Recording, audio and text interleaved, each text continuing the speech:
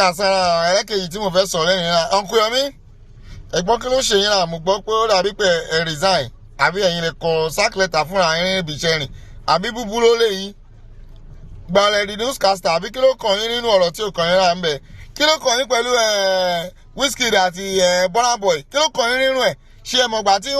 wọ́n ń fa eruku ìgbóràn sí orí tó ń gbé inspiration wá wọ́n wà lọ́gbà àwọn òdùdé náà ń sìn ẹ̀ wá sọ pé àwọ̀ kí ló kàn yín nínú ẹ̀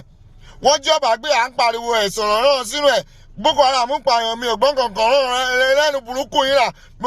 ẹ̀sìn ń pààyàn àgbọ̀n kankan bandits wọ́n lẹ́yìn rẹ̀ ń kó ìbọn fún wọn náà pé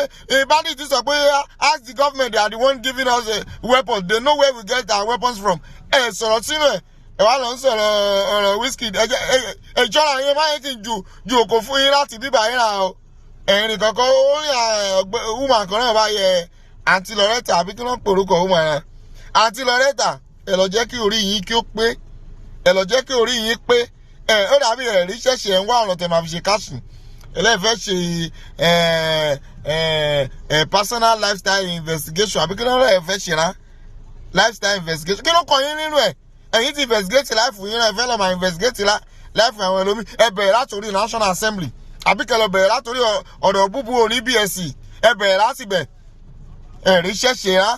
ókè tẹ̀ bá bẹ̀rẹ̀ sí ẹ̀rín àwọn tó ń bá yín ṣiṣẹ́ íńtánẹ́ẹ̀tì tẹ̀ ń lò àtàwọn workforce tó wà níbẹ̀ over 9 billion ẹ ṣáà fẹ́ ṣe káṣí